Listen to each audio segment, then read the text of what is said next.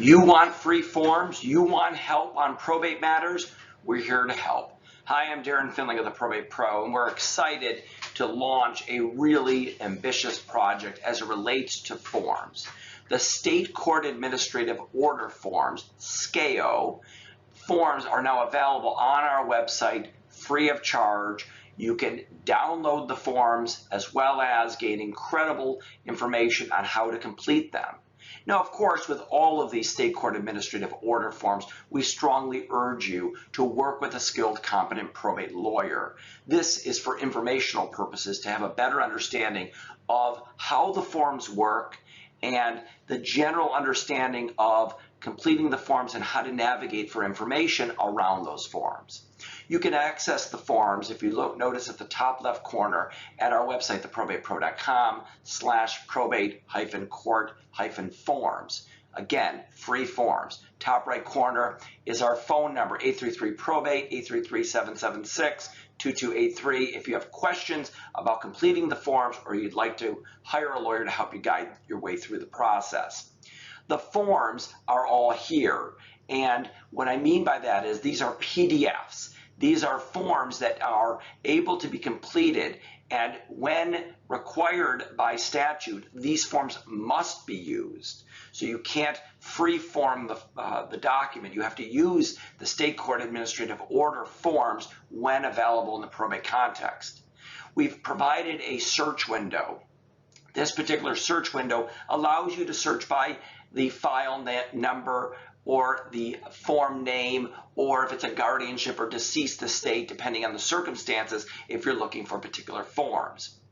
You can't quite see the entire website here, but we also identify the various statutes and court rules that apply to each of the forms to give you additional information. So for example, if you typed in MCR, Michigan Court Rule 2.115, the relevant form that applies to that particular court rule should come up. So let's work our way through the website to better understand how to navigate and gain access to these forms. First, we've provided on the far left column a video help, and I'll show you in a moment, but each of the video has a corresponding each of the forms has a corresponding video of which I have provided step-by-step instructions on the completion of the forms to give you a real clear understanding and picture of what we think about as we're completing them. Again, it's not exhaustive. You gotta hire a probate lawyer to understand how to effectively do this, but I'm giving you good general information just to give you some sense of how this process works. The next, of course, they're sorted by form name. So for example, account of fiduciary, inventory for deceased estate, publication, and so on and so forth. Then, of course, the form. These are clickable to get you to the PDF. These are Adobe PDFs that are able to be written into by hand, or of course, with the use of a computer, you can print these forms off. The type of matter, is this a guardianship, a conservatorship, a deceased estate, and so on.